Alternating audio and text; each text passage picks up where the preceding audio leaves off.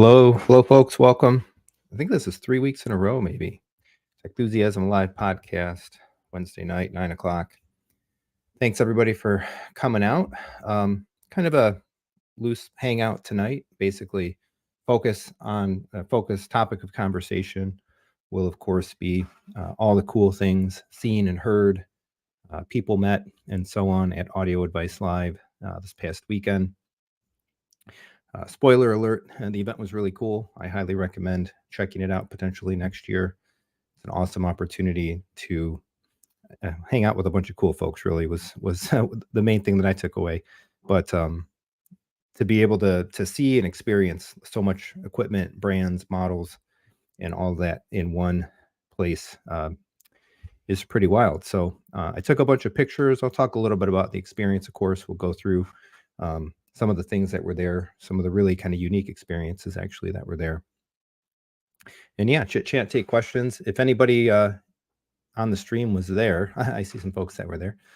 Welcome. Welcome to the Audio Advice folks that may be watching. Excited for the recap. Thank you very much. Richard, thank you. Like the new rack and the updated rack. Yeah, Julius is here. So sound off. Let me know who's out there. I presume we'll have a bunch of our usual regular friends, hopefully some more folks as well. We can take some questions. If you were at the show as well, kind of as we go, definitely chime in. Let me know what you thought about each of the kind of elements that I'll be talking about, or any others that I might have missed. I certainly didn't see everything. That was definitely the case. Somewhat to my own fault. We'll talk about that as well. So yeah, it's been, I think, an interesting week in home theater. Lots of folks getting the new Kaleidoscapes, pretty awesome. Getting a lot of positive feedback from the folks that are getting those. I'm getting closer, inching ever closer to getting the JVC NZ900 for my own theater downstairs. We've actually been able to watch a couple Marvel movies. We were actually watching Cap Civil War, and had to stop it before the last hour just to come online here. So lots of home theater fun all around. Stephen, welcome. Says he made it to M-Wave, but not Audio Advice. Look cool though. Yeah, Wes got to experience the Nautilus. Yep. The Nautilus was pretty cool. So we'll talk about that. I definitely took some pictures in that space. So Audio Advice Live. Let's jump in here. It was the third version of the show. I do honestly believe that they're getting better in many respects each time. Of course, putting on an event like that is a monumental undertaking, right? Kind of version 1 3 years ago, probably very much a leap of faith in many ways, right? A lot of experimentation and such at play, and you can definitely see, I think, some of the refinements year over year. I'll certainly express my appreciation to Audio Advice and the folks there for the invitation to come be at the show. I was planning to be there a little bit longer. I ended up making my travel arrangements before knowing formally all of the details for some like press related focus events that were on Thursday. So I missed those. I was planning to fly out Friday morning, and I made probably one of the dumbest rookie mistakes in travel, in that I booked a flight in the AM. Well, technically I booked a flight in the PM that I thought was in the AM. So I booked this flight months ago. I must have looked at it a bunch of times. I got all the email updates, and it wasn't until Thursday night when I went to check in that it actually, I finally saw it, and it occurred to me that my ticket, my boarding pass, actually said 9:45 p.m., not 9:45 a.m. So I never did have a second set of eyes verify my travel arrangements. My wife mentioned it, like, send me your details and let me know. And so total rookie mistake. So I tried to make some last minute arrangements to get there earlier and kind of save the Friday, actually have the Friday to be able to be at the show as well. But that was not to be the case. So I flew at 9:45, got to the hotel, I think just a little bit after midnight, pretty much crashed, but was ready to go to make the most out of Saturday, all day Saturday and Sunday, of course. So I'll definitely be looking a little closer at my travel bookings from now on, maybe making sure to put a second set of eyes on them as well. So I was ready to go Saturday morning and start making my rounds. Definitely wanted to see the theaters. I think the total count, if I recall correctly, was 11 home theater experiences. If you had been there, or if you hadn't been there, the event is held in downtown Raleigh, North Carolina. It's at the Sheraton Hotel, and they pretty much take the bulk of the hotel over. So there's home theater stuff kind of in the lobby spaces. There's a couple of basically all the ballrooms. There's a couple of like ballroom style rooms down on essentially kind of the subfloor, the main entrance. Um, Down there, two of them that were occupied. One was like the Dali NAD, and then the other one was a Anthem JVC home theater setup.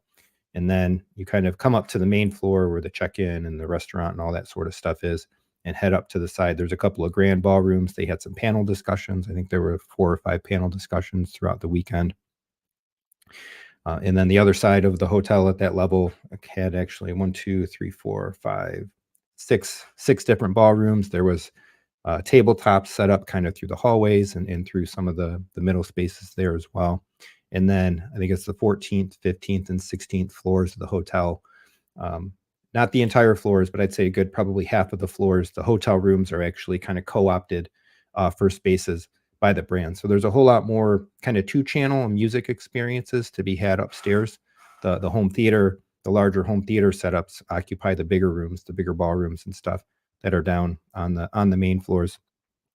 And the hotel rooms kind of fill in those audio again, and those kind of more so 2-channel focused experiences. Some of the rooms that are used on the upper floors are the suites, so there is actually some space to kind of spread it out, and for some of the bigger setups, the bigger speakers and stuff like Sonus Faber, and always the last few years, actually all the years they've had kind of the bigger suites down on the side.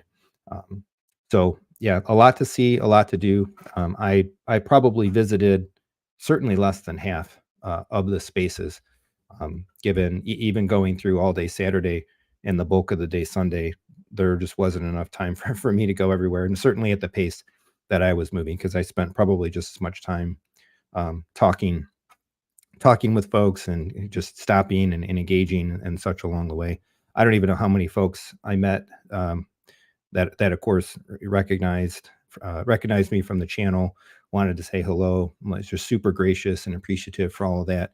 Easily dozens, probably close to like 50 people, conversations about what they're looking at there, and folks appreciative for the effort and time and effort and energy kind of put into the channel. And yeah, I just love that aspect of it. Basically meeting the folks, meeting the other creators. I got to hang out with Michael, Youth Man, and Rusty. Saw Brad, Don. I'm going to forget some of the other folks as well, but of course was able to hang out to various extents with them, and then of course folks from the brands, collaborators and whatnot from some of my favorite brands were there. Of course, pretty much all the brands represented in my spaces. I'm eager to talk to the folks at JVC, folks at Kaleidoscape, MadVR, NAD, Focal, and so on. So definitely have some conversations to be had with some of the brands, and some opportunities, maybe some things to talk about, more collaborations and stuff coming up to the channel. So hopefully some exciting opportunities will come out of that. So again, if you're just coming in late to the stream, major topic for tonight, kind of just a show recap, thoughts and whatnot about the Audio Advice Live event that was this past weekend, Audio Advice Live V3. Of course, again, if anybody was there, sound off in the comments. Let me know. String Compter, welcome. Yep, nice to meet you at the show. For sure. Debanez, was this a trip to Raleigh? Yep, downtown Raleigh, North Carolina. The full weekend. They run the show with public access Friday, Saturday, and Sunday. So, and Bill saying NB Core. Yep. Got one of those on the way, right? I think those are selling pretty well. I would advise anybody that if you're contemplating an NB Core, you may want to go ahead and get in line. They're available for pre-order now. Scheduled, I think, to start shipping into the fall. but I understand the demand on those is pretty strong. So I'm not sure exactly if you go pre-ordering now, if there's like first allocation and second allocations, and there could be longer delays, but I would obviously recommend my friends at Audio Advice. They're pretty much one of the premier MadVR dealers in the country here. And I think you get a really great service, support, setup experience, and all that if you go through them. Yeah, Srin got his order MB Core this past week. Yeah, Michael, awesome. Yeah, and if you buy anything from AA, please, by all means, if it was something that I helped give you some information for, introduce you to, anything like that, if you give them a call, mention Techthusiasm. If you order on the webpage, there's links there in all the videos. Always keep an eye on that open box outlet. I try to always share stuff that I like anyway when I see it pop up in the open box store. There was actually an open box NZ800 projector in there, but that disappeared over the weekend. I didn't think that would last long. But I think even right now in the outlet, there's some Anthem stuff, there's some NAD stuff ready to be scooped up. And at the already discounted prices with my coupon code there's another 15% off. So take advantage of that. If you go by phone, and if you're doing the NVs, definitely you want to call them, because some of the stuff like that, like the NV Core, cannot be ordered just kind of click and go on the webpage. Give them a call. You could ask directly for Michael Glenn. That's my like direct kind of Techthusiasm business partner there, and he'll get you all set up. Yes, we'll be saying glad Audio Advice was fun. Yeah, absolutely had a good time, and even more so now. Like definitely when I went to the first one, like the channel was very young as well, and I really like just have a genuine appreciation for the folks there, because when I went the first time, I wasn't invited. I went because I just wanted to go. That was the first time that I met a bunch of other creators. It started a friendship with like Michael Youthman and a bunch of others. And it gave me a chance to get introduced to folks there. You know, a couple months later, they approached me. They liked what I was doing, the content on the channel and stuff like that, and invited me to kind of partner up with them when I really, was just barely getting started, really, really small. And now 2 years later, right, we've gone from whatever it was, I think probably was 1,500 subscribers or something like that on the channel. Back at that first show, now we're at like 17,000 something. So again, I'm super appreciative for the outreach and the opportunities that the folks there made and saw in me and my content and all of that. So I think a bunch of genuinely cool folks there.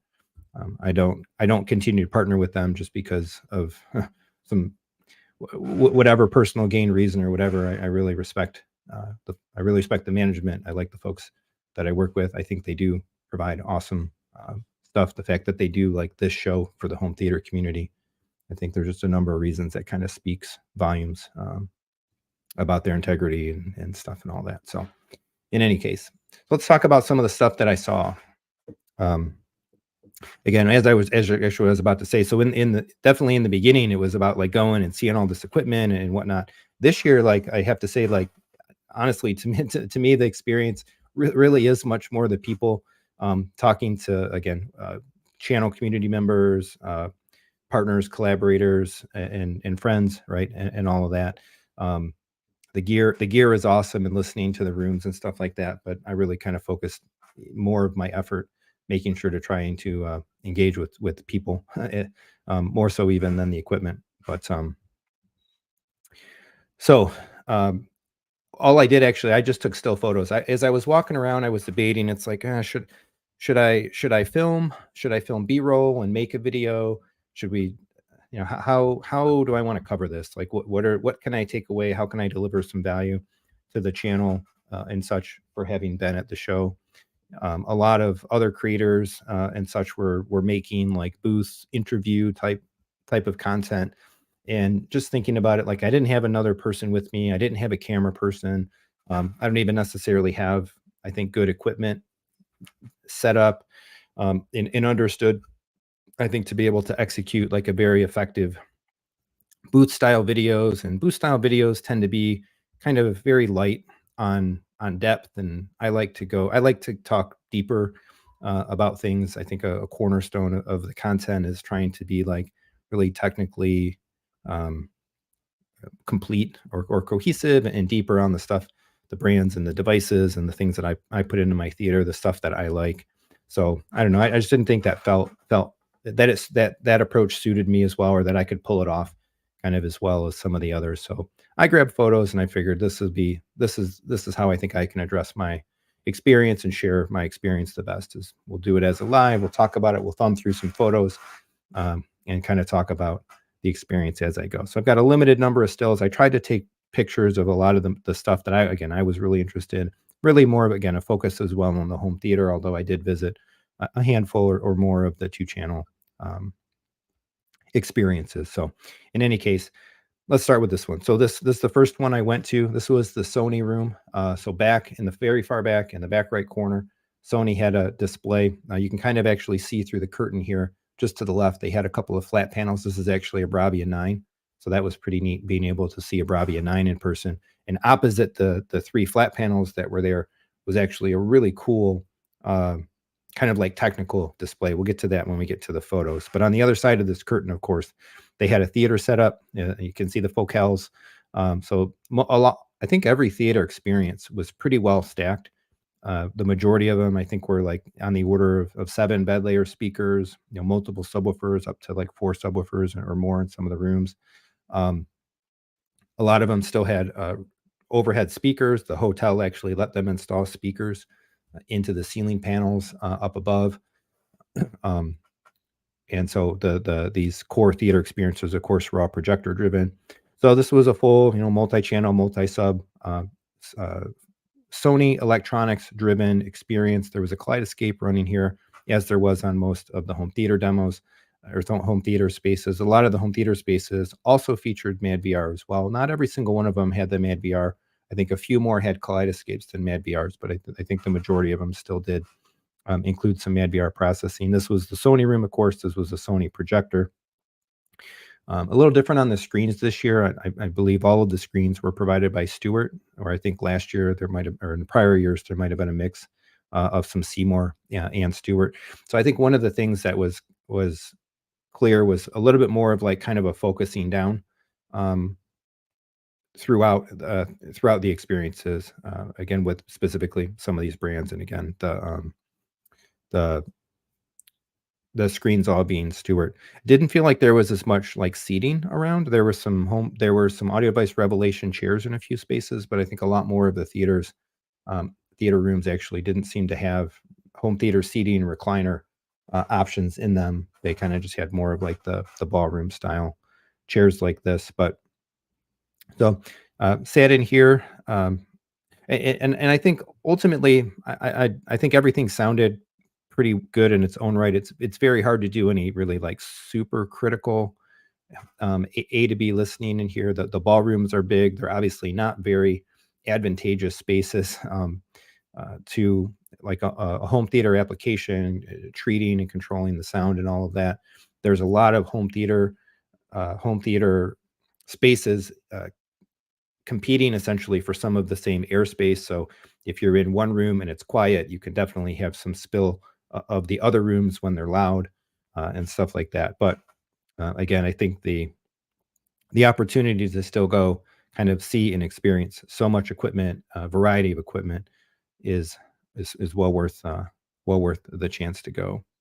So I'm not going to be basically too critical of anything that I saw or heard. I did hear some other folks mention like some rooms had a little more audio spill than others, and so I did hear some kind of feedback about that. I think some of the rooms, as the weekend went on, did get tuned a little bit better than maybe where they started as well. So again, trying to make the best of everything.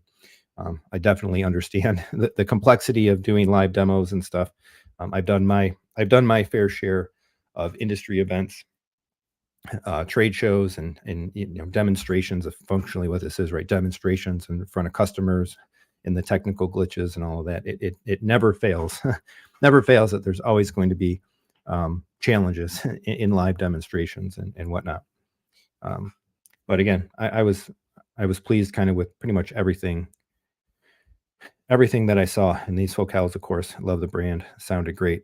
So this was the setup just outside of that theater. And I think this was probably one of amongst the coolest things just to take a look at the show. I knew Sony was doing this a little while back. I went to a speaker event here in Ann Arbor that was like a combined speaker / Sony. They didn't have the TVs at the time, but it was mentioned to me there were some other Sony press events where they had specifically the same demo setup where they kind of pulled the face right off of these displays. And so on the right here, and just being an engineer, being a nerdy geek, I found this to be, I think, really cool. So the actual image that you're seeing in the middle is the image being played across to all three of these displays. The display on the right is a Bravia 9 with the face pulled off, and the display on the left there is a competitor screen.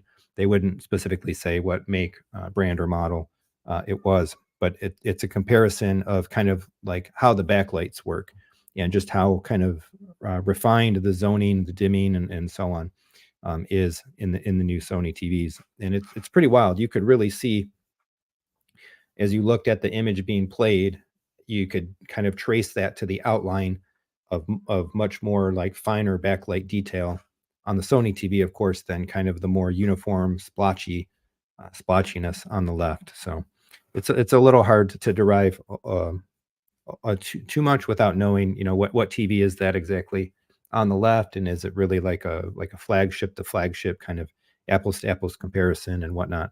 But there's no doubt about it that the Sony TV represented itself pretty well in that display. And again, just as something kind of neat to see, I thought it was really cool. They actually even had you put on basically like sunglasses, dark sunglasses, when you walked in, because you wouldn't want to just go in there and look at these screens, full bore, blaring blue light on, or not so good for the eyes, basically.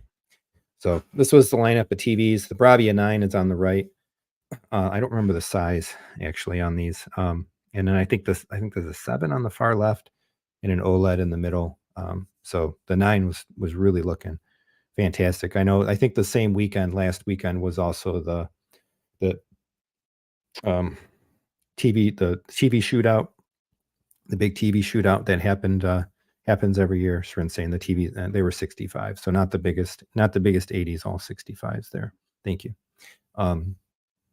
And I think Sony equated itself pretty well in the TV shootout. So if you're looking for a flagship set, and definitely looking for an LED over an OLED or whatnot, I think the Bravia 9 should be on a short list. Just looking at the comments, I want to make sure if you were there and you got any thoughts on these specific spaces, definitely holler out and let me know what you thought. All right, so from there, this was kind of like the marquee room. So this was the focal. There's a Trinoff in here. You can see this big old stack of name amps, bunch of monoblocks. I think there were some 2 channels in here as well, maybe a mix of monoblocks and 2 channels. So we're talking like focal Sopras, Utopias. They actually use focal subs in here as well. I believe this is one of the rooms that got retuned a little bit. I kind of help these subs out. Kaleidoscape. This is the JVC NZ9. So there were 2 NZ9s at the show. This one, and then the downstairs JVC Anthem room. I think I have some pictures from that space as well. I have to say, seeing the NZ9 throwing an image on these screens definitely makes me Jones for the projector, for sure. I'm super excited to get that into the theater here. Just super sharp, super bright, super punchy, like all of the good things that you would expect in a projector. So very eager for that. And we've been running through these Marvel movies here at a pretty good clip. So just watching them in the living room instead of downstairs in the theater instead. So yeah, so this room was there. So there's the Utopia, the big Utopia center, left and right were Utopia models. These are Sopras. Again, more of the subs. I think altogether there were four subs in here. I think this was also the biggest screen, I want to say 185 inches. So there was the projector was throwing a lot of light on a big screen for sure. Yeah, Srin saying, I would agree. After seeing the NZ900 at the show, more confident in my choice of the NZ800. Yeah, you can't go wrong. I don't think with um, any one of those models for sure. I was just thinking about this today because there were actually a couple of contentious comments, let's say, posted to the Kaleidoscape Strato UI video that I had filmed the other day, coming out of the weekend, and uploaded yesterday.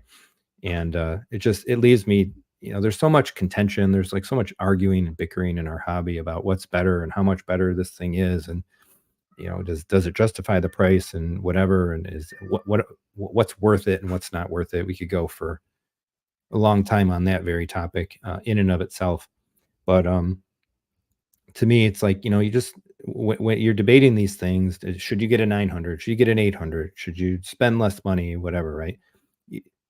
You buy the best thing that fits your pocketbook. I think in most cases, what somebody's willing to spend is going to drive the decision. If you have the money and you won't miss it, and you can buy a 900, buy a 900. If you can't make it that far, or you don't want to because the opportunity cost, go to the next best thing, buy an 800. You can't do that, step it down, get an NZ7. You can't do that, step it down, get an NP5, whatever, or go over to Epson.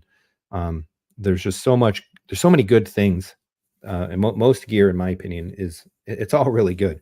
It's just a matter of splitting hairs on features and stuff like that, and deciding really what you want to spend on something. Saying, yeah, that screen largest in the show. I'm pretty sure it was a 180, 185. Westman saying that room definitely had the biggest wow factor. Yeah, I really liked how they ran a lot of the theater stuff as well. I don't think it was done the same way like in the first years, but this is, I think, one of the things that was refined, where they kind of like load the room, close the door, run through a demo, finish it up, open the door, those people leave, a next group comes in. And so, you kind of walk around, kind of try to time your visits and stuff a little bit. There was only one room, I believe, that actually had a sign up to it, and that was the Nautilus, to listen to the B&W Nautiluses. Specifically, you talk to the folks out front and kind of got your name on the list at a certain time. But I think that's better than just having kind of like continuous demos playing and people constantly coming in and out and opening doors and interrupting the audio and bringing light in, right, when you're trying to watch a scene and stuff like that. I think that works better. So that was definitely an improvement from like kind of the original year of the show. And I appreciate too, in a lot of these spaces where they did a very defined kind of demo loop, right? And it gave the folks running the room, right, the brands that were participating in the room, to have a spokesperson up there that would say, this is what we have, this is what you're listening to, this is what you're seeing, this is how we tuned it, all right, and give some details and background and share things. I like when the folks actually too talked about like the prices of the spaces as well. Obviously, this was like a multi couple $100,000, I think almost like $300,000 space. I think largely driven because of the cost of the speakers, right? But I think that's for folks that are coming to the show, maybe some of them are even experiencing home theater spaces and whatnot for the first time. Having that context, I think, is really valuable, and so I appreciate when that's provided in a very kind of definitive way. And even in some cases, they'll go to the point of like, okay, we're going to watch this clip, and this is why we're showing you this clip. It has this kind of dynamic sound element to it, or there's this HDR element to it, or because of like the blackness or the complexity of the special effects, right? Something like that. I think that setting that context for folks, I think, is also very, very helpful. Yes, for in that 350K, again, driven, I think, largely by the cost of the speakers, and particularly those Utopias. Welcome, Rob. He's saying, I saw Christie a couple weeks back. Yeah, I've had one opportunity to see a Christie. Pretty insane. If I had a larger room, I'd seriously be looking to upgrade phasing, image, contrast, and lumen output. Yeah, there was a GTZ380 at the show. That was there was one room with the GTZ380. I think I've got pictures from it as well. We'll get to that one. Obviously, it looked fantastic. Nothing there. The JVC NZ9 cannot outshine a a GTZ380, but hey, whatever, like GTZ380 3X, the price of the already expensive NZ900. So again, you get what you get, you get what you pay for. A lot of repeating demos in the spaces as well. Of course, you get used to hearing the same things, some of the same movie clips, and all of that. But it's always kind of interesting too to see like what demos are in vogue year over year, basically. So this year there was still a lot of The Greatest Showman, the solo song halfway or whatever I think it is through the movie. Pretty good amount of like Top Gun, the attack, the final attack on the base in the volcano thing. I think what else was pretty common? A little bit of Ready Player One. I think not much though. That was definitely a bigger one in years past. I think only one room was doing Ready Player One. Dune. This time Dune 2. Demos from Dune and from Dune 2. So good mix of stuff, I guess, overall.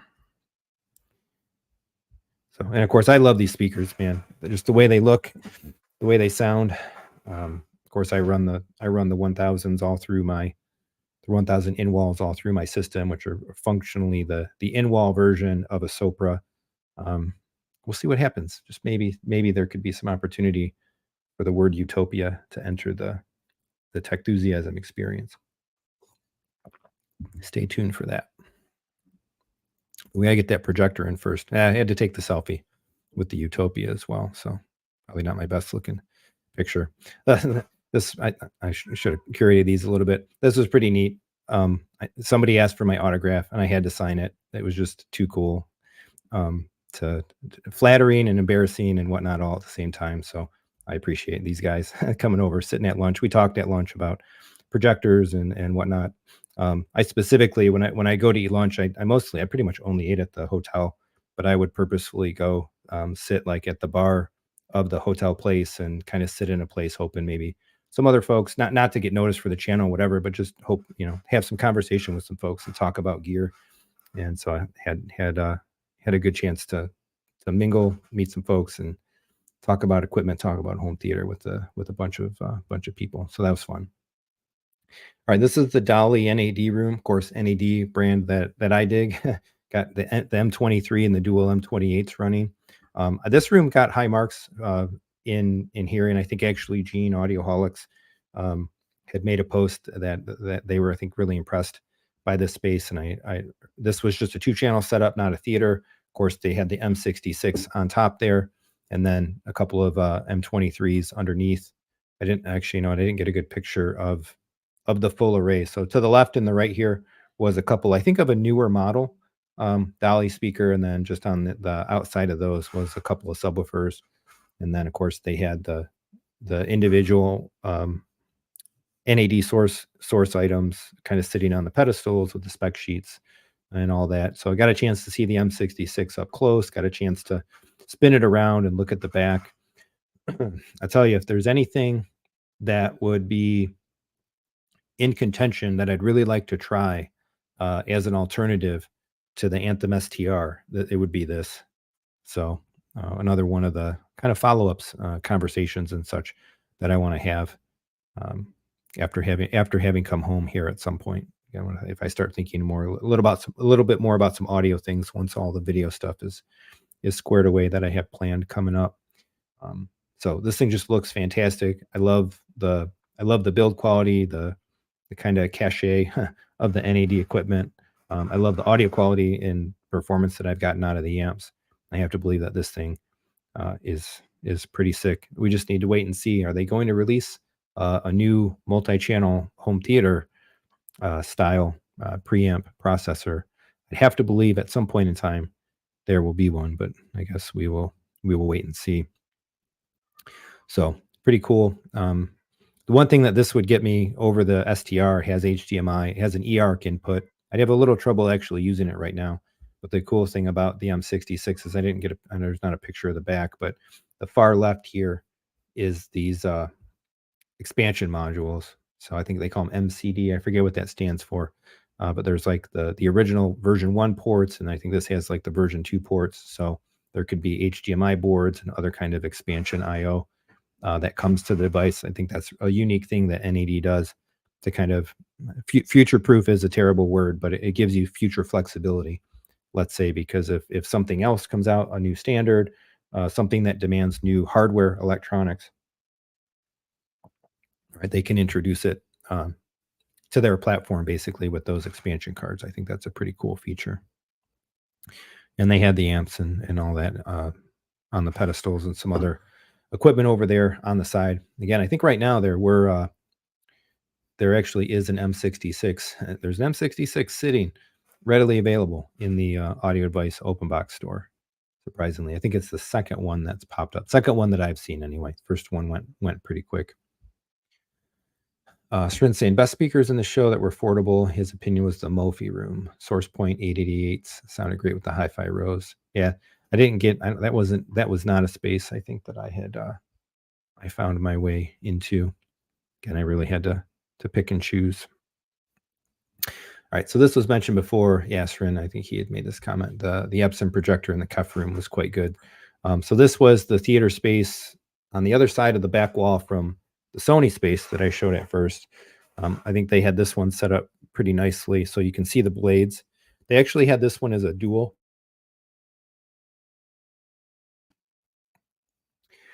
They had this one set up as like a dual experience. So they ran the blades in 2-channel, and they would do like a 2-channel demo using the blades first, and then they switch it over to home theater. So you can see these other towers in the center, and all the rest of the speakers and the subs and all of that stuff were running the home theater experience part of the demo. So this was a little bit smaller of a screen, but this is an LS12000 Epson projector, and it was running on a MadVR. Of course, they had a Kaleidoscape and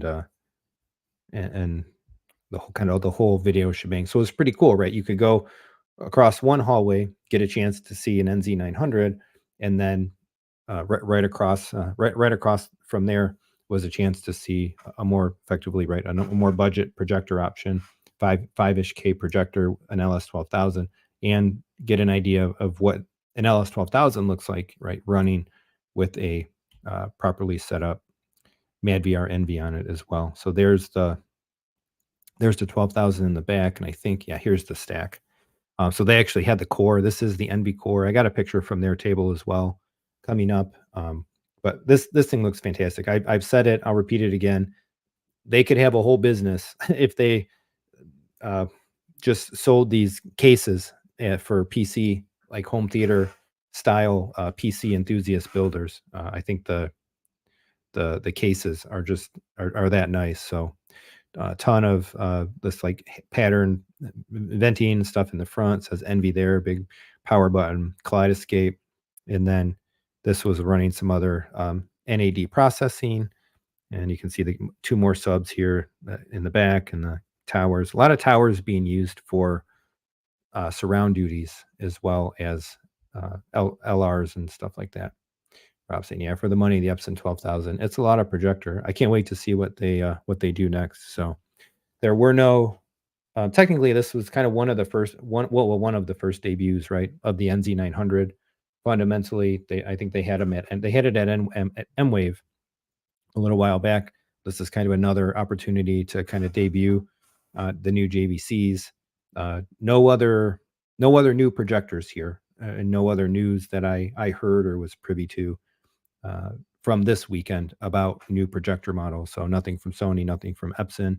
So I think we all wait patiently and patiently to see perhaps if there could be news in that realm. Even potentially more JVC models. Who knows, right?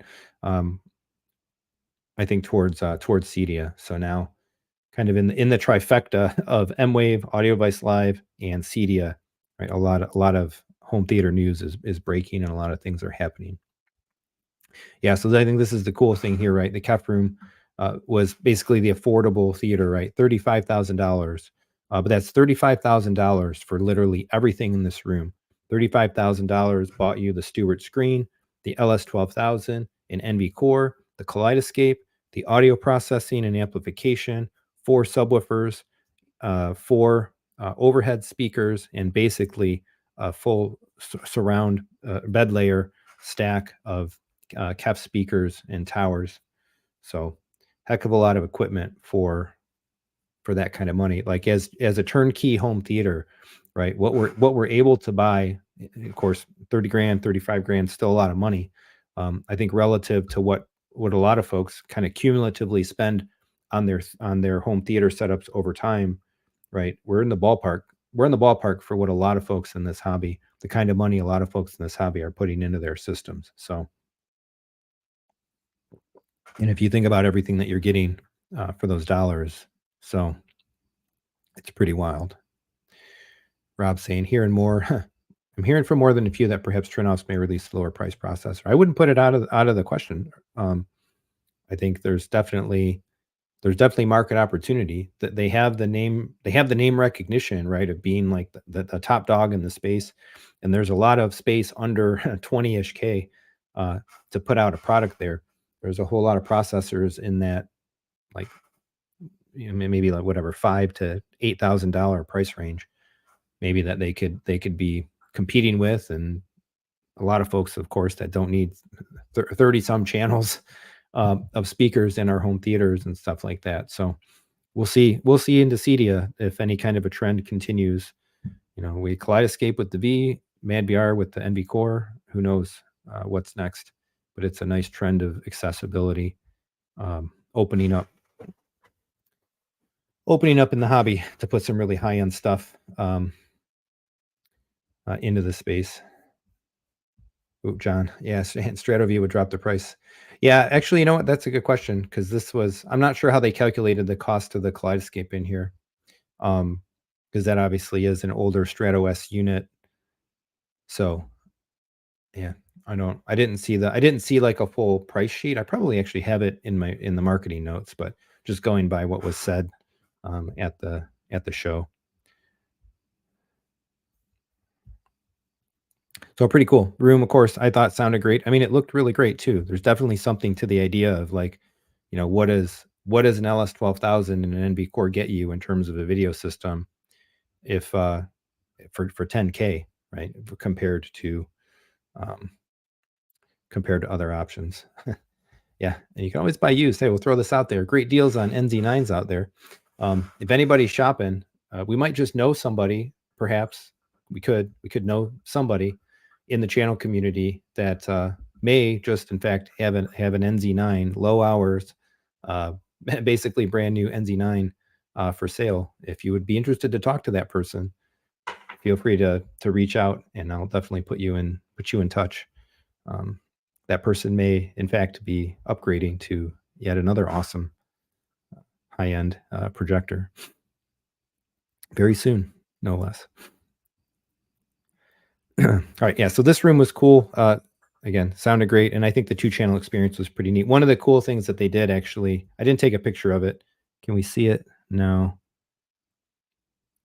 It's not there. They actually had a nickel, I think it was a nickel, sitting on edge on top of the blade, and balanced kind of perfectly there. And then they ran through the 2-channel audio demo, cranked the sound, right? The blades have these kind of side woofers and stuff on them. The nickel never fell, never moved, and stuff. So I thought that was kind of like a neat little showcase of their stability, their rigidity, etc. So pretty cool. All right, let's see what's next. Oh, okay, here we go. The Nautilus. Let's talk about the Nautilus for a moment. So this was in the very back, far left, very back, far left of the space. They actually built a room within the room. Did you check for glue? It did fall off. The guys, they actually, maybe they still had some like blue tack or something on there, but it did. Somebody knocked it, and they knocked it off, and then they carefully balanced it back up there. So the Nautilus, they build a room within the room. You can kind of see like the cross panels, the cross hatch of this. It was still pretty tall in this. It was in this big high ceiling ballroom. Enough space still within a room to sit a good like 6 chairs across and have space for aisleway. There were 2 or 3 rows and a good amount of distance in the front there. So of course the B&W Nautilus speakers shown off here. It's all Class A. audio electronics here, some processing. So Class A processor, excuse me. There were these two devices in the middle here are actually the crossovers, the external crossovers for the Nautilus. This is some power management, conditioning, etc. down on the bottom. And then there were two channel amps on each side. So I didn't know this. So that was pretty cool. They basically, this was one of those cases where it was really neat to get the spiel, right? To get the background, to get the context. The folks that were talking kind of gave a history of the speaker. I mean, flat out, no doubt about it, this is like an iconic speaker model in the home theater hobby, just full stop, flat out. And so it's an older speaker now, but actually back fundamentally in production. There, it's been brought back. They're making them. It's purchasable in fundamentally its original form, minus a couple of very minor alterations that they commented about, like some binding post. Or not, they don't. It doesn't have binding post, but some like internal binding augmentation stuff like that. So some neat facts. Right. It's these things are all like super handmade. It's a 4-way speaker, and so again, the crossovers are outside of the speaker. So each section of the speaker is directly like solder wired out of the speaker with the cables that plug in to the amplifiers. And so every section of the speaker needs its own amplifier, hence the 2x2. So there's 4 amps driving each of the speakers in their independent sections. And then the crossovers are manually calibrated and configured specifically for each individual speaker, right? Using this external crossover box. So when you buy a Nautilus, it comes with the crossover box that's programmed specifically for that unique Nautilus. And if your crossover box ever dies or needs to be replaced, they keep the profile and they can restore it. So each speaker has its own slight variations and whatnot as it comes out of manufacturing. So yeah, Sren, they said that the speakers were made for over 35 years with no changes. So $100,000 a pair. You can buy them. You can buy them now. Get them now. Custom colors, like auto grade paint finishes, things sitting on like a marble block, basically, I think is what that they had said. So how did it sound? Well, I think obviously it sounded very sublime. It sounded very free. I was sitting a little further to the right. I didn't get one of the sweet spot seats for the time that I was able to go into the room. So I think I did have an experience that was a little biased towards the right speaker versus kind of really getting the full Monty, the full deal, sitting a little bit more central. And this room was directly next to the Definitive Technology Theater room. And despite the room within a room construction and all of that, there still was some bleed through. So I think some of the real fine detail was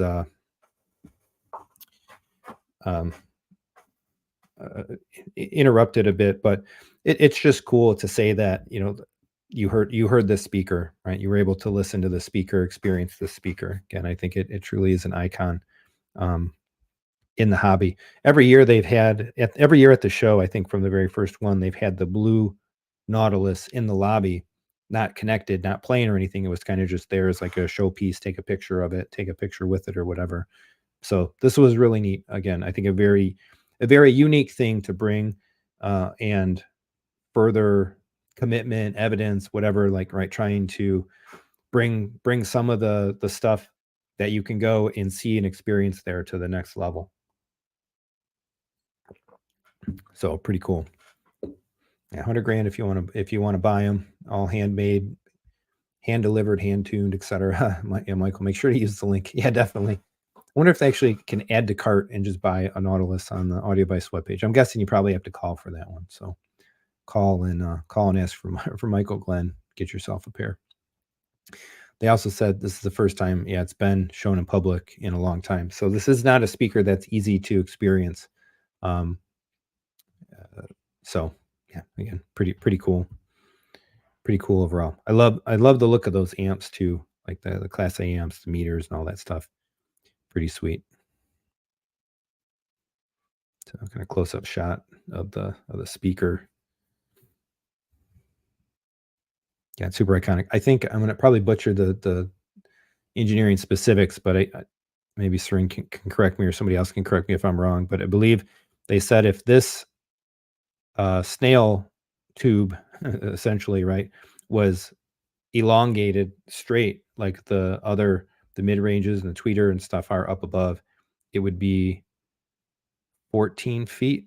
I think it was 14 feet back. Oh, Michael's saying, I don't think we're seeing the pics. I've got them shared.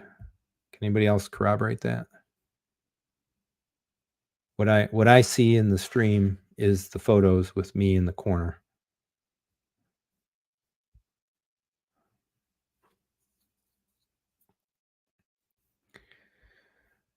All right, so that was the Nautilus. Let me if there is trouble with it, I can stop sharing and reshare.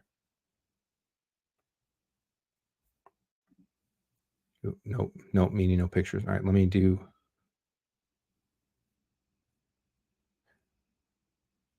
Oh, okay. Oh, it's not advancing. All right, let me do this and I'll remove it. Let me make sure.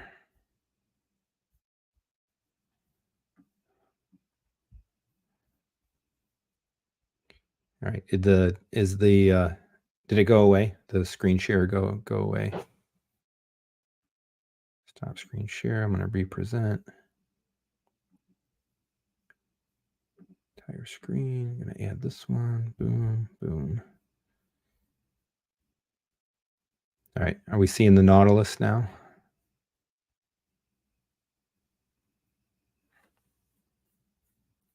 Give it a second to catch up. There might be a little bit of a delay probably between when I'm talking and when people are watching. So we should be seeing a single photo, or a photo of a single Nautilus close up. Cool. All right, so let me go back here. So here's the double pair. All right, double pair, Nautilus speakers, all the Class A stuff. As I was mentioning, these are the crossover boxes here in the middle, some power management and so on. So obviously this was a music demo, not a home theater demo.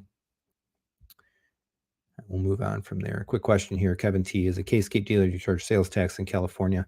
No, the only state that I charge sales tax, that I have to legally collect sales tax in right now, is Michigan. So until I pass the economic nexus of other states, which means that I'm selling a whole lot of equipment there, and bummer for the people buying, but good for me. Yeah, Seth's saying you have to call Audio Advice to order the Nautilus. You can't just add to cart.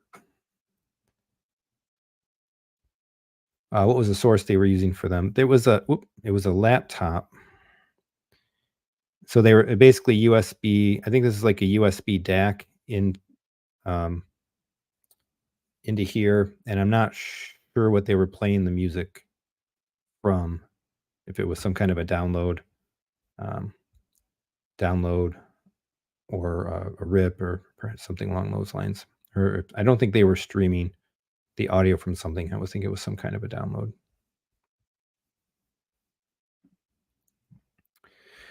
All right, next room. So this is the room next door. This was the definitive technology space. This was pretty cool setup. Another LS12000 in here, but I think this one didn't have. This one might not have had. Didn't have the MadVR.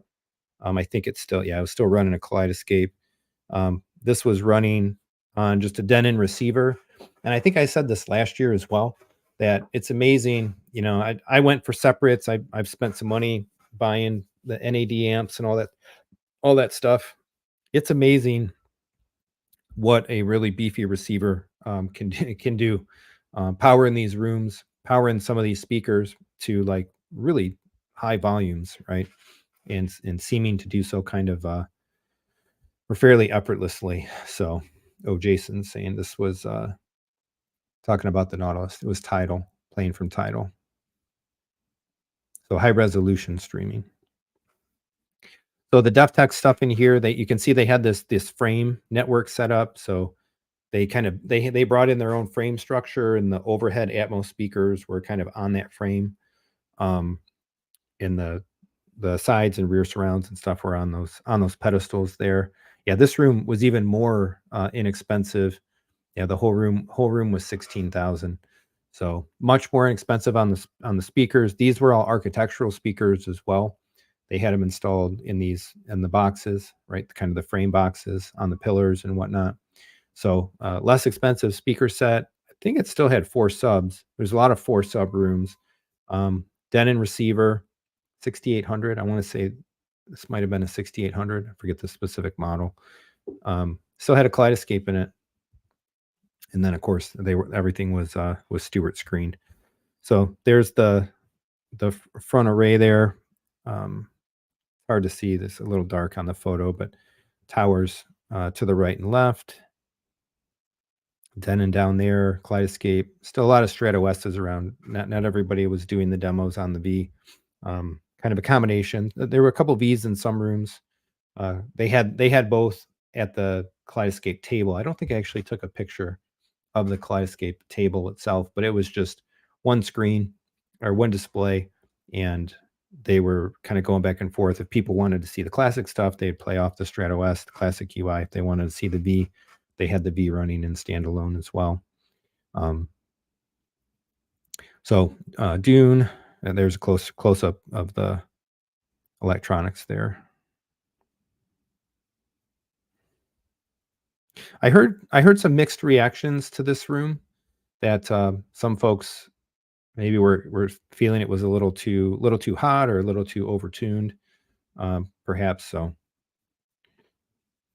I don't know if it went through any modification over the course of the weekend or not. To me it didn't present necessarily any better or worse than anything else. But they were definitely running this one pretty hot. Yeah, room had the Denon 6800. Michael asking, "Do you see many Strato Vs or all those?" Yeah, so it was a mix. Again, they had the V at the kaleidoscape table. A couple demo setups had the V. Most of the home theaters were still running S's.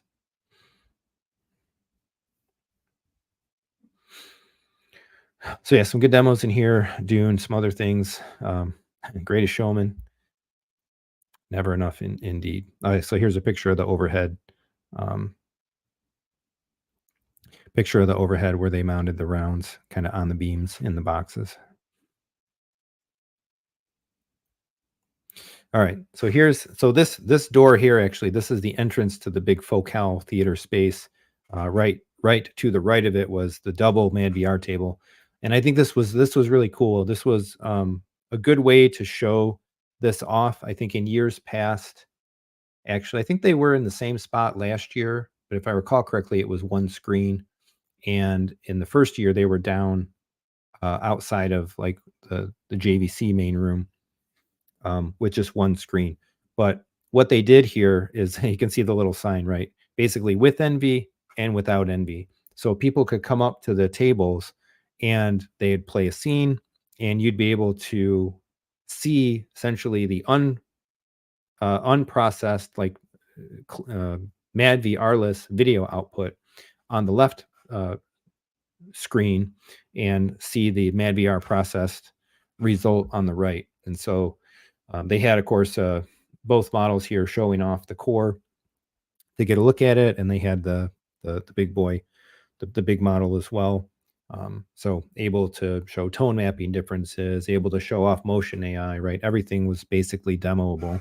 So anybody that was interested potentially in evaluating one of these things, this is like a marquee way to be able to do it. Walk up and have them kind of show off some of the things that it's capable of. Side to side, head to head. I thought that was a really great way to do it. So kudos on that. Just to the left over here, there was a Trinoff table essentially, and then next to them was the kaleidoscape table, and then a few other things kind of off to the side. Yeah, MadVR. So Srin's saying the MadVR app told them that they've had more demand for the core than they thought they would. I can concur. I had that sentiment echoed to me. Again, these are on pre-order now. The original documentation from MadVR said that the cores would be shipping in the fall, and It's pre-order allocation, and they are exceeding expectations. Is another way to put it. Another thing that I heard. So, if you're considering one of these, again, I would suggest go to AA. Audio Device is pretty much like one of the premier, if not the premier place, um, selling, managing, installing, supporting MadVR as a product. They do the remote. You'll have like remote support for setup, and with the way the MadVR works, it can be logged into remotely, get everything set up, running optimally, and all that. They know the box. They have the right folks, really good folks working with them to do all of that stuff. So,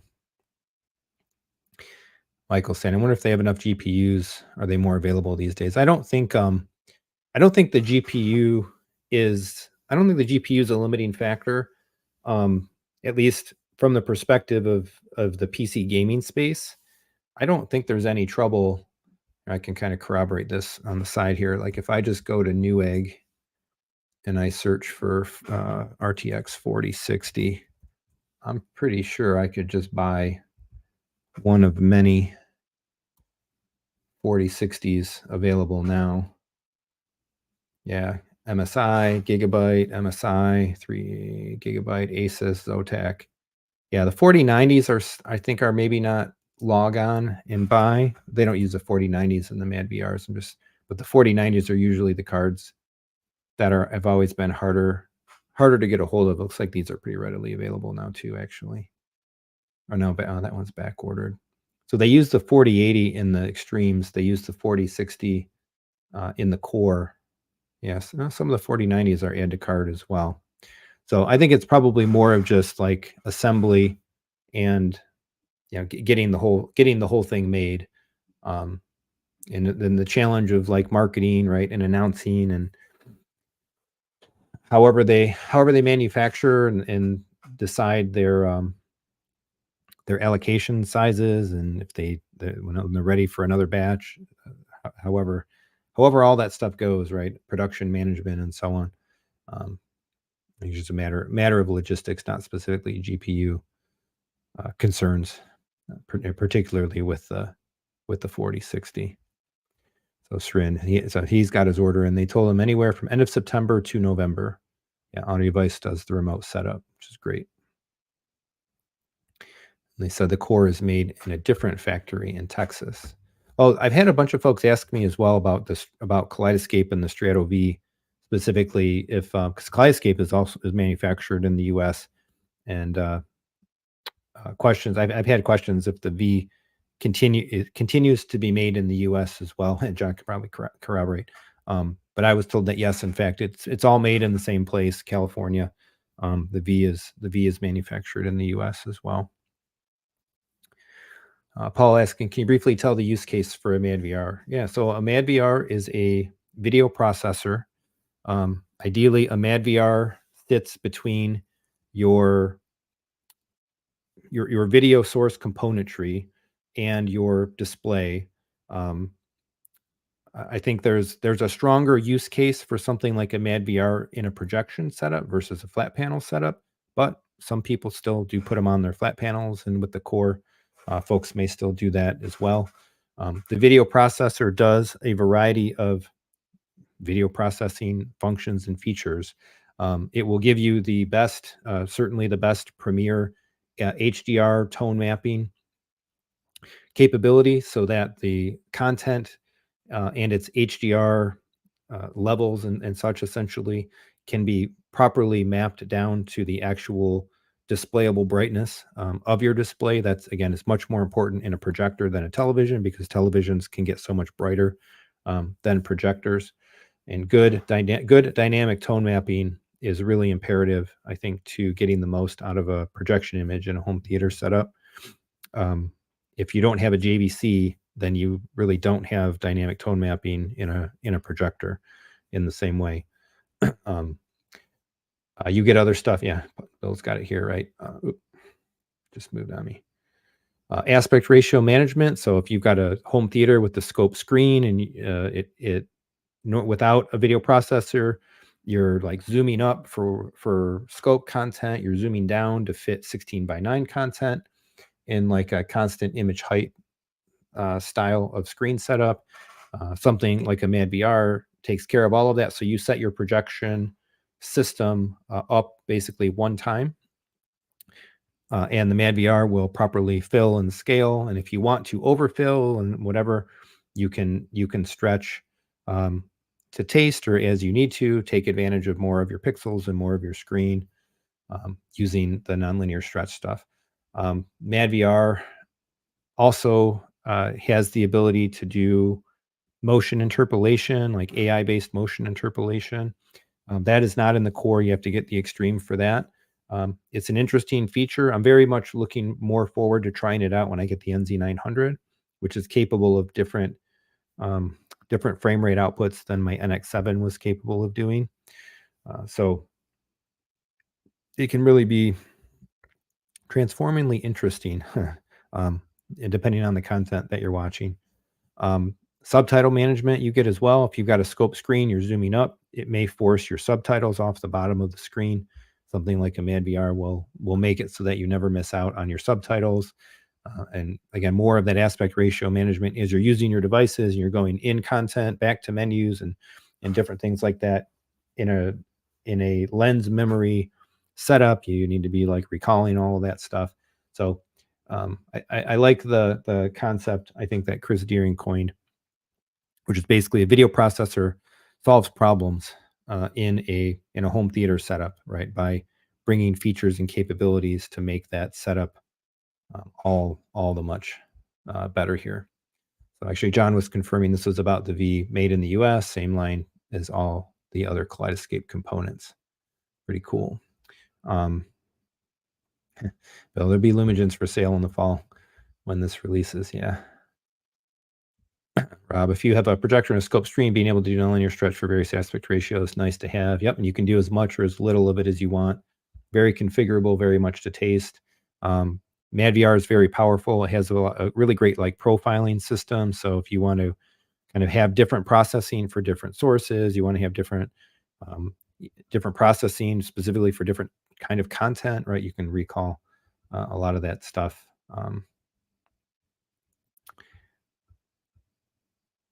As you see fit. So Michael's saying that MadVR University seemed very interesting. Yeah, so I'm going to be covering this on the channel. I'm actually going to do the curriculum, I think, and essentially, I think be a MadVR, like I forget what they call it, like certified professional or whatnot. But even an end user, they have like this academy that they just released a few weeks ago. It's not that old, maybe more like a month or so ago, 4 or 6 weeks ago. There's a whole bunch of high level, deep dive, like tech training, essentially, available through MadVR. I think it's just fundamentally all on YouTube. But you can see and learn. They put a lot of time and effort and energy into making very comprehensive material, and then just putting it out there, right, for everybody to access. So if you're thinking about one, I think it's a really good thing to check out, so that you really watch my videos first, and then go do the NB Academy stuff and learn more about it. If you have one, I would consider it mandatory. And I'll be doing it. I haven't had the time to do it yet, but I plan to dive through everything and kind of go through the whole thing. So Erod saying relatively soon video processing capabilities as good as Lumigen MadVR will come built in. Yeah, we'll see. I might be a little more I might be a little more hesitant to say that, because it takes processing power to do all of the stuff that a video processor, and particularly some of the features that the MadVR does. And you're not going to get that kind of processing power in the processor inside of a projector. That said, I think the stuff that like JVC in particular is doing is really awesome. I'd love to see Sony and Epson and stuff kind of step up to the types of features and the way that JVC has added value consistently to their projector lineups in software and software upgrades. So it'd be cool to see like aspect ratio management, some other things like that come built into the projectors or be added to the projectors and firmware. We haven't seen that yet. So there, at this point in time, I think there's still quite a lot that the video processor does that the projector themselves are not doing. And we'll see if how that changes, if and when, over time. So again, I disagree with this as well. How can an algorithm be called AI? It's because they use basically artificial intelligence based algorithms to do the processing. So um, they're using NVIDIA GPUs, which are basically purpose driven processors for AI, tensor cores for AI applications for all kinds of stuff. Like NVIDIA is a huge player in like the automated driving market. I see this all the time, tangentially related to the stuff that I develop in my day job. Automated driving algorithms, vision systems, applications, and like test deployment hardware systems. Like NVIDIA is building all that stuff for the automotive industry, and it's the same kind of thing here. We use AI algorithms as well in gaming, so that stuff plays a role in like AI upscaling, AI based sharpening. It's all, there's no it's not marketing gibberish. It's legit technology. Yeah, Bill saying believer won't go back to no video processor.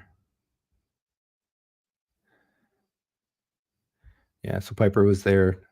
You didn't introduce yourself. You said you saw me. I don't remember. I don't think we talked. Or definitely you didn't disclose that you were Piper specifically if we did chat. So he looked at the MadVR when he was there. Yeah, so the Panasonic's tone map as well. I think the key takeaway for the key takeaway for tone mapping is that you want tone mapping in your setup some way or another. I've every projector shootout and stuff that I've seen benefits from a tone map algorithm at play in the system. So you can get it from Panasonic Blu-ray players, you can get it from JVC projectors, you can get it from Lumagen, you can get it from MadVR. Right? There's pros and cons to all of those. I don't want to belabor this too much, but it's a fun point of conversation. So I think it's worth chatting about a little extra here. And there's questions about it, so it makes sense anyway. If you do something like a Panasonic for your tone mapping, right? That's good for content played on the Panasonic. It's not good for everything else that you may have. If you prefer to use something like an Apple TV, if you have a Zapedia Z-Do, right? Something along those lines, you have a Kaleidoscape, etc. So if all you care about is disc playback and you're good with a Panasonic player, then that's a fine solution. But if you want it to be multi-source and all of that stuff, then you need it somewhere else. You need it either in your JVC projector, or you want to get it from a processor. And I do believe that the purpose-driven devices, the Lumagen, the MadVR, is going to be noticeably better. All right. Erod saying, do you see it? I have not seen an NZ900 and an 800 shot off against each other, so I can't comment on this. I don't know if anybody else can, or maybe at M-Wave that might have been compared. There were not any NZ800s at the show. So again, of all the rooms that had the projection setups in them, one had a Sony. There were some Epsons. There was the GTZ380, or the other Sony that I mentioned referenced originally, I think was a 6000. There's a GTZ380, and then there was a couple of NZ900s. So, like I said, I'm able to do it, and so I'm going all the way to the NZ900. But again, if you can't, if that's not sensible of a purchase, I would not feel bad at all about having an NZ800 in my theater room at all. All right. See. Oh yeah. So this is one of the other theater experiences. Kind of as you came up the ramp, just on the far right in the bigger ballroom. So this was a B&W 800 series base setup. So they out front they just had some extra speakers kind of set up for to kind of look at up close and so on. And then inside the room here, this is the room that had the GTZ 380. So obviously the video, the brightness, and such was just absolutely impeccable. But hey, what do you expect for what, like $75,000 or something along those lines? I don't remember. Somebody correct me if I'm wrong. How they were running it, like the GTZ 380 potential changes depending on how much power delivery it has. If it's running on like a whatever a 110 versus like a 220.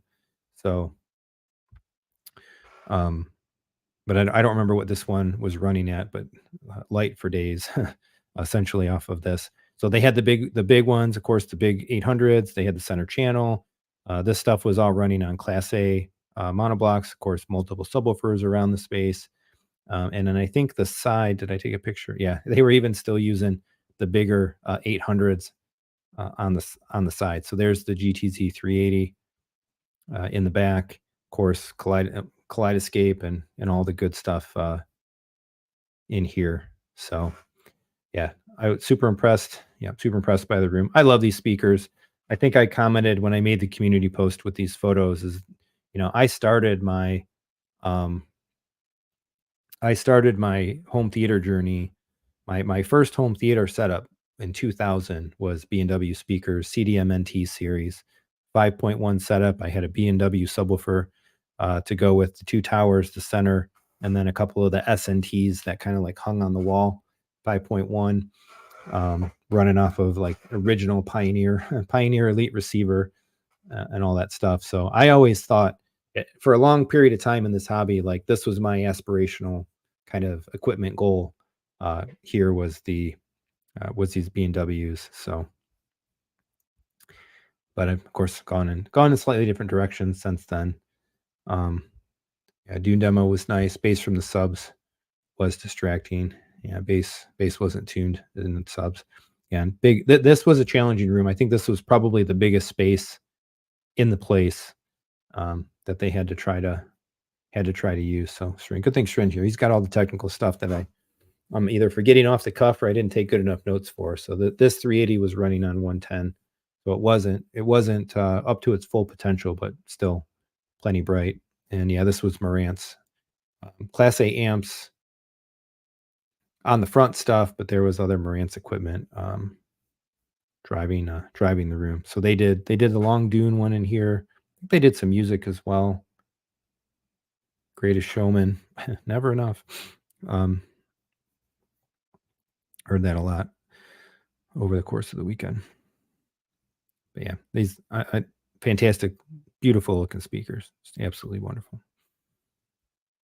I think they said too, I don't know why specifically it was about this room, but like this room was available. Like you could literally buy and almost virtually walk out at the end of the show with the equipment in here. I think these speakers they were B&W speakers and they had B&W reps and stuff, but I think some of these speakers, this equipment was like Audio Advice showroom gear that was brought over. All right, so that was the end of. Oh no, wait a minute. I don't have. I feel like I'm missing a picture. Let me see. Oh, I must not have taken photos of the Anthem room. I must not have taken photos of the Anthem room. I thought I got photos of everything. So the other main theater space was next to the NAD Dali setup. That was the Anthem room. There was an AVM 90 in there. They were running a big old stack of STR amps. That had another JVC. That had the other JVC NZ900 in it. It was all Paradigm Founder speakers. Stewart screen, Kaleidoscape. I don't remember if that one. I don't think. I want to say that one didn't have a MadVR, but so that was the other theater. But I for whatever reason I must not have shot some photos in there. So so that was pretty much like theater was my Saturday for the most part. And then Sunday I went to the Nautilus stuff because I came too late to get the Nautilus demo at the end of the day on Saturday. It was already signed up and booked. So Sunday I got up, I came down, I went right there to get on the first one.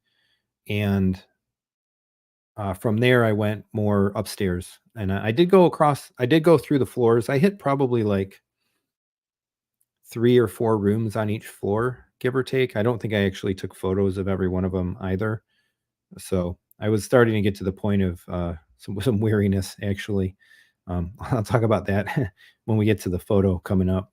But of course, I visited the Focal room, so they had some Canta bookshelves in here. They had I always forget the differences in the lines. There's the Arias, the Coras, the Vestias, and stuff. I think these are the Aria Evo X, that like the newer version of of that line, all running on name processing and amps and stuff.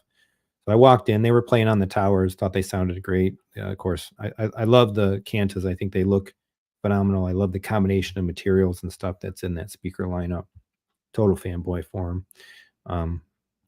But this will give you an idea if you weren't there, of course, if you could make it, right? This is in a hotel room. Bed has been removed, the floor space has been opened up, all the furniture is gone, and it's kind of set up for this more intimate kind of 2-channel demo, a room for maybe like 6 chairs, a couple chairs, 3 chairs and 2 rows kind of thing, with some seating on the side for the folks that are running the demos to run them. So this is where like these rooms kind of like turn people over a little faster. And I do wish in some of these spaces that they made a little more of a concerted effort to set the context and introduce the equipment, like they do in the theater spaces. But I don't think they do it to the same level um, in the upstairs rooms. But so be it.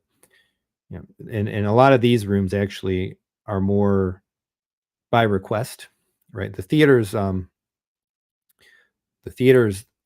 really take requests in the theater spaces. They kind of play the demos that they're planning to play. Maybe if somebody asks for something and they happen to have it, of course, preloaded on the Kaleidoscape or whatever, maybe they would play it, but they were kind of doing their thing. In these rooms, it was much more open to be able to walk in and say, "Hey, I'd like to play this song. Could you play this song? Do you have this?" Um, and so there's a little more like freedom and flexibility and stuff kind of going on up there. Srin asking, "Did you see the Klipsch Martin Logan rooms?" I did not make it to those rooms. Piper saying, "Didn't like the paradigms. Felt the paradigms were too bright." Oh, became a fan of Focal. We got something in common there for sure. Srin, the jail audio room had a long wait. Waited a while.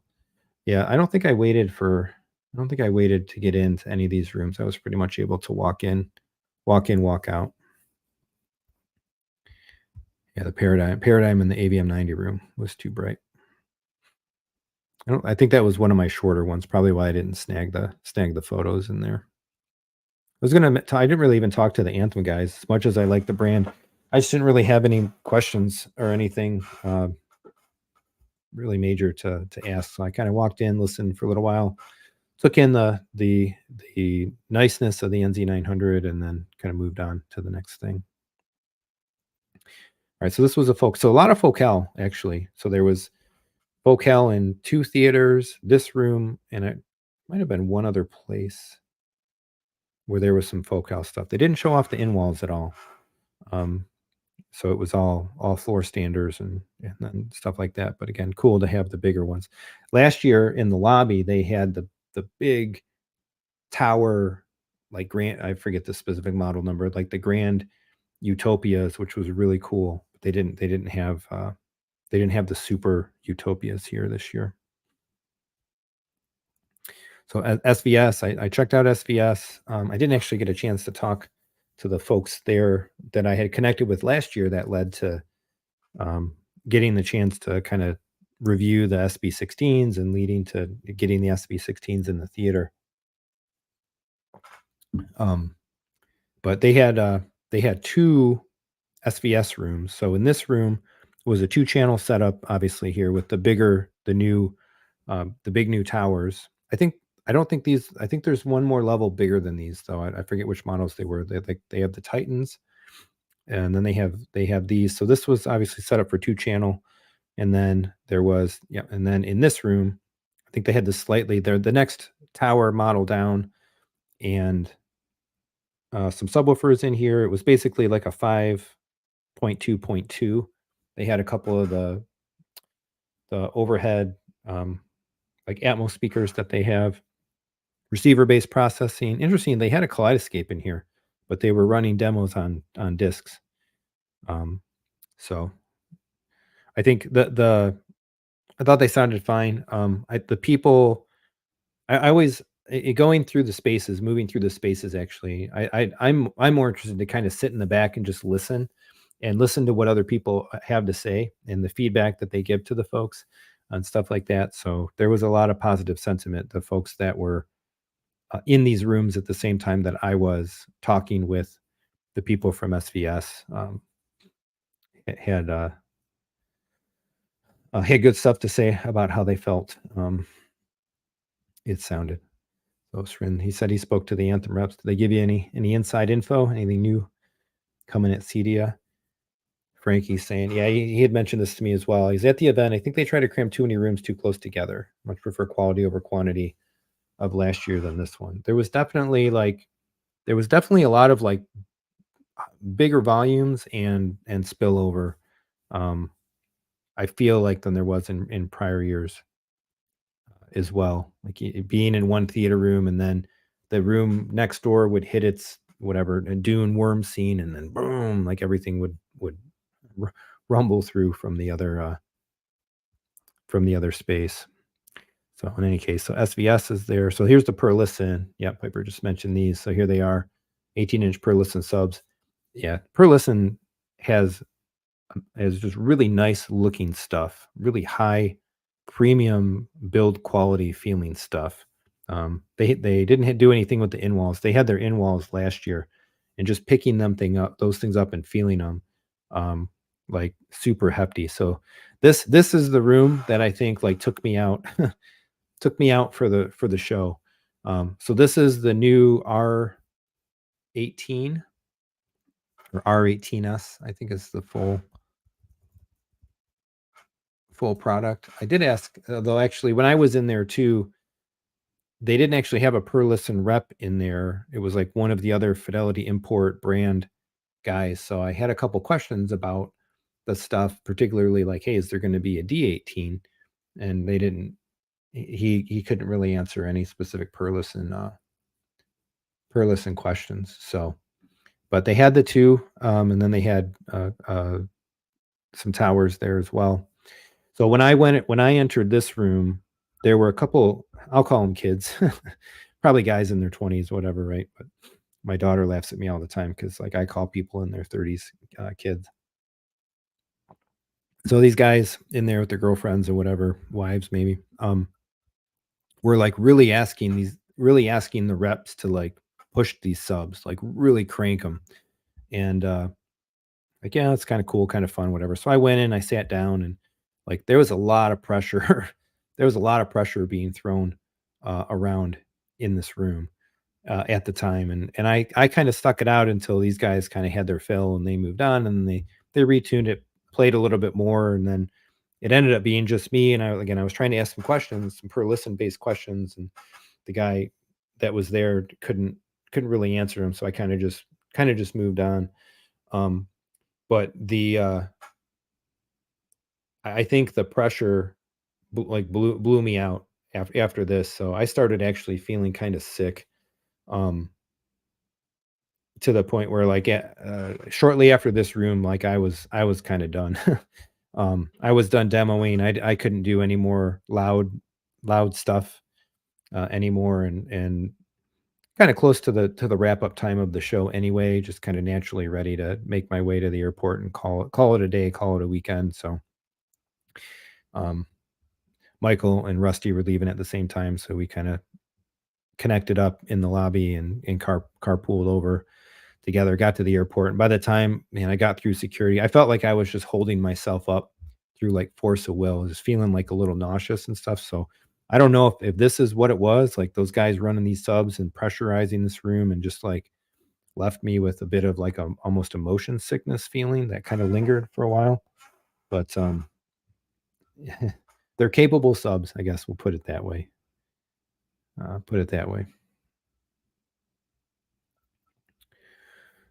So that's the Perlisten stuff.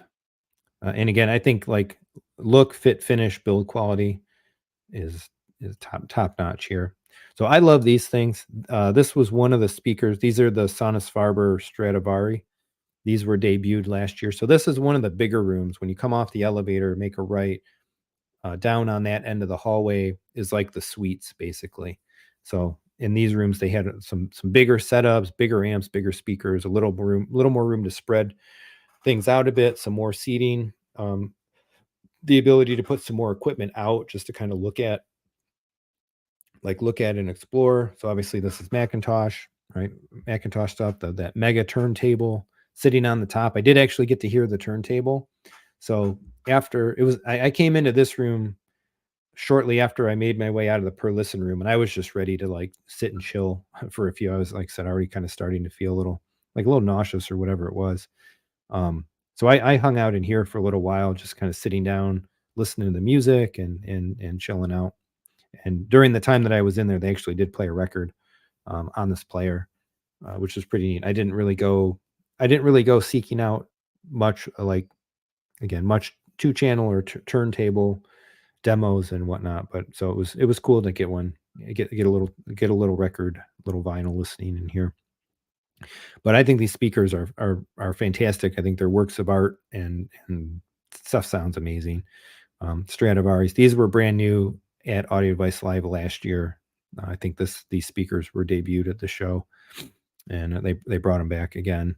This is a brand that I would look at real hard. Certainly, like if I were moving and I was not going to do a home theater setup, and I really wanted to just plow all of the money that I would have put into a home theater setup, and I would put it into just an amazing set of speakers and more of a 2-channel setup.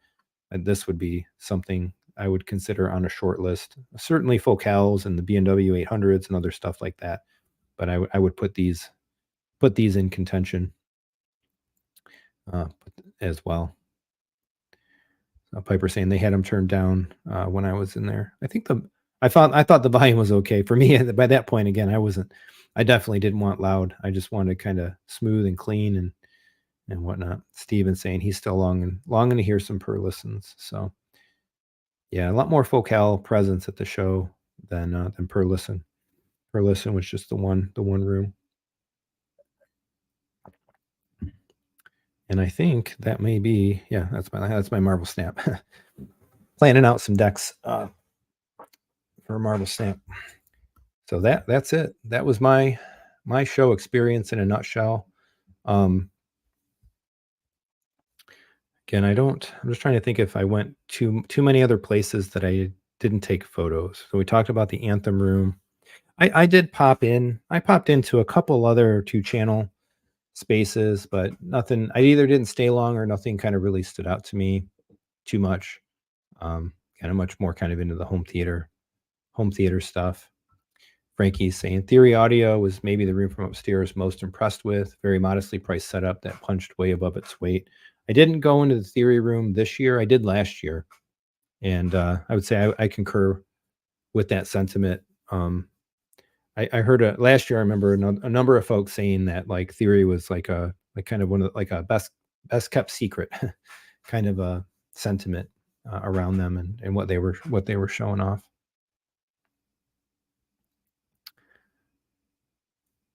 Srin saying jail audio room was great. Learned a lot from that room about subs. Nice. So that's cool. So like that's where, again, I appreciate the rooms where there was a lot being said about audio and about the equipment and how things were set up and stuff that's going on.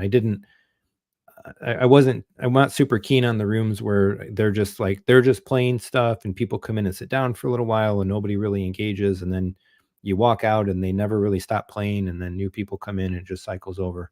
I like the engagement. I want to hear the spiel. I want to hear the details on the equipment and stuff like that. So that's cool that they were doing that in some of the rooms. I didn't last year. I think I went into the jail audio room. I didn't go to jail audio this time.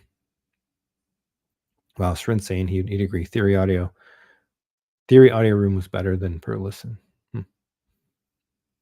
Piper's asking what kind of subs do you have? In my theater right now, I have 4 SVS SB16s. In the living room over there, I have 2 in-wall triad bronze 10-inch subs in there. Steven say nothing wrong yet. Focal beryllium dome tweeters. Love them. That's the cornerstone of the 1000 series for sure. So yeah, any other questions, comments? I'm going to scroll back. I think I might have missed some other just kind of general questions. So I'm just going to sweep through and see. Of course, we've been focused on the show here basically for the last hour and a half. I think I've said most of my piece about it. If anybody has something else to add that you want to share, something that you liked, either, constructive criticism as well, give the feedback. And definitely, send your feedback to Audio Advice about kind of what you liked and what you think might have been improved. Again, I think they legitimately care about making this show really great and improving it year over year, and it'll be happening again for sure. So again, just looking for some comments that I missed. Erod saying broke down and got a Strato V. Nice, welcome. I'm curious what you think. So, and again, there was some contentious comments in the VUI video that I updated yesterday, but so far I haven't had a return. Let me put it that way, or even anybody considering asking for one for the V's that I've delivered so far. Everybody that I have delivered one to has expressed their happiness in what they've experienced with the platform so far. I think I got this one, Sren. Yeah, after seeing the 900, he's confident in his JVC projector choice.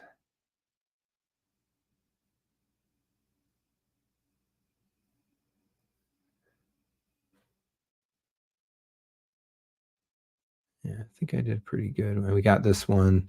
Question about sales tax. Again, for me, sales tax only in Michigan.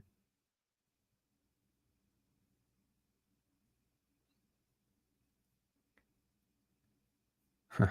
Michael. Oh, wait. No, we already got that one. Sorry. Talked pretty good about the MadVR, the use case for a processor. Yeah, I think we got them. So if somebody did ask a question earlier and you're still hanging around, please go ahead and just post it again.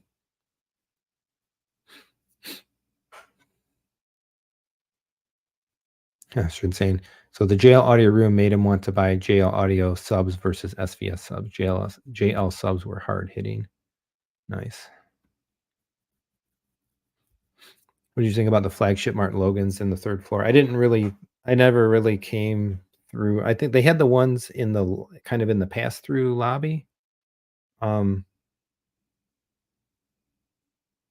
never really I walked by him a ton, but I never stopped. And then down the side wall, which I think was Martin Logan in Eclipse room, I never made it down there as well.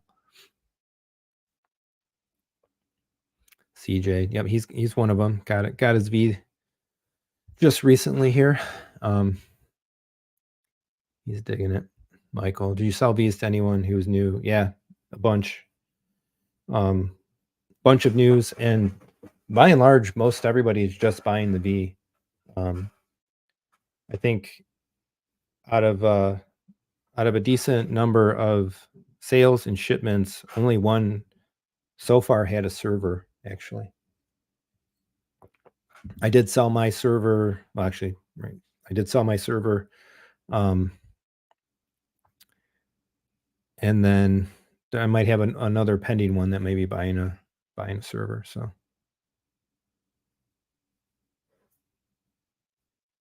I've continued to use our 1V in standalone in the living room. And now we watched a pretty decent amount of content on it. We've actually been hitting a decent number of movies, just really trying to get them in when we've been able to. So we did working our way again. It's all been Marvel stuff. So Guardians, Ultron, Ant-Man, and then tonight we watched about 2/3 of Captain America: Civil War. So every movie that we've played in there, I think has been Dolby Vision, and just looks utterly fantastic, razor sharp.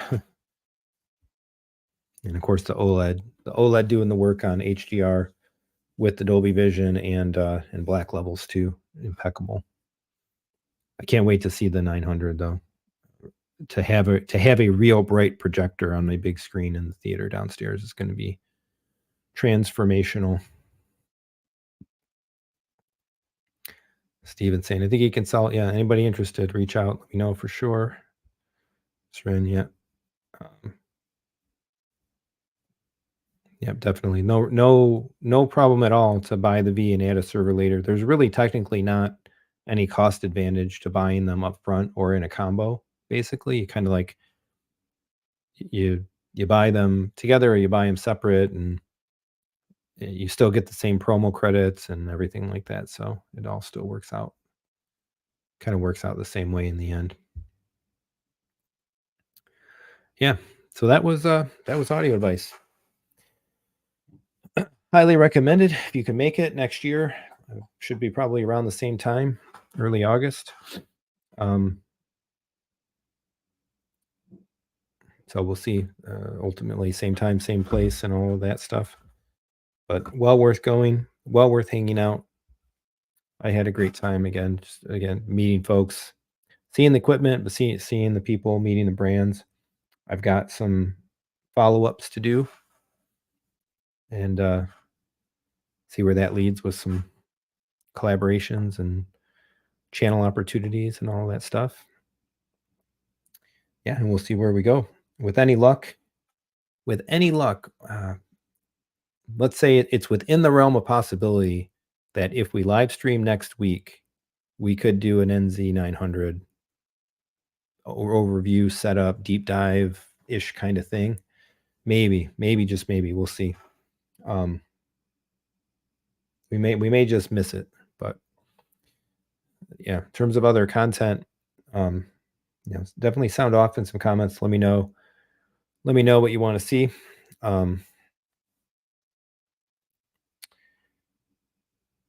Otherwise, I'll just be coming up with some next ideas. I believe that Apple TV has gotten some new betas. I haven't checked if the widescreen mode is available yet. Planning to do that. We'll see what other news and things come along. And very quickly here, a couple weeks, we'll be right into Cedia. Srin saying, went to a JBL after party Saturday night. The audio device told me bundle movie credit for the V. I'm not sure what, if you buy a V and a server, there's a movie bundle. There's a movie store credit, and the bigger the server, the more credits you get.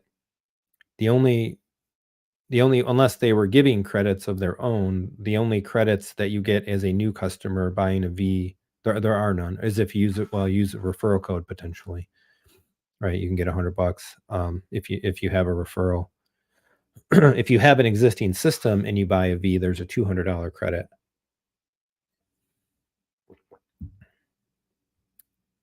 Yeah, that's the one they told me about. Yep. So if you buy a V and an 8, it's a $500 credit. You buy a V and a 22, it's a $750 credit, and then it goes to like $1,000, $1,250, and I think $1,500 or whatever if you get the biggest one. So I was saying, sorry to hear you weren't feeling well. Yeah, I think those Perlistens just blew out my equilibrium and just left me feeling like kind of motion sick. I'm glad I got out though when I did. The hurricane on Sunday, a lot of folks traveling south to Florida, and folks traveling either south or southwest to other places were getting flights canceled and delayed and all kinds of trouble. So,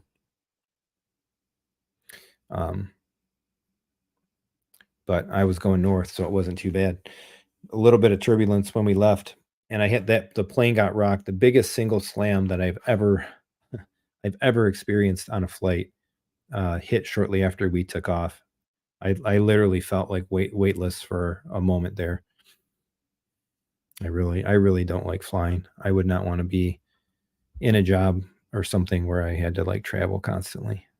I guess maybe if I did, I would get used to it. But as somebody that only flies here and there for business and here and there for vacation, I could leave it. I could leave it all behind.